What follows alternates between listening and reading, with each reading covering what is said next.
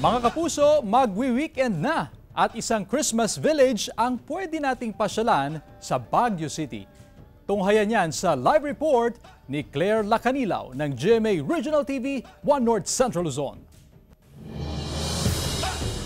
Claire?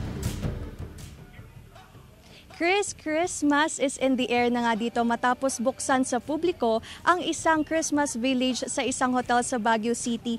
Tampok ang circus theme inspired sa mga iba't ibang Christmas display at mapapawaw ka talaga sa mga maningning at makukulay na mga Christmas display tulad ng tunnel, carousel at gazebo. At open naman ito sa mga kids at young at heart. Araw-araw naman itong bukas mula alas 5 ng hapon hanggang alas 10 ng gabi. Paalala lang sa publiko na maging responsable sa pagtatapon ng basura at maging sumunod sa ipinatutupad na batas trapiko dito sa lungsod ng Pino. Bukod dito, mabubusog talaga ang inyong mga mata sa dami ng laruan dito sa 4th North Hobby Expo sa Baguio City. At nagtipon-tipon ang mga art toy designers, cosplayers, gamers at enthusiasts, maging ang mga artists dito sa 3-day event na ito. Tampok ang mga libo-libong laruan na i-display all shapes and sizes, simula sa pinakamaliit hanggang sa mga life-size na iba't ibang characters. Tampok din dito ang mga anime, manga characters,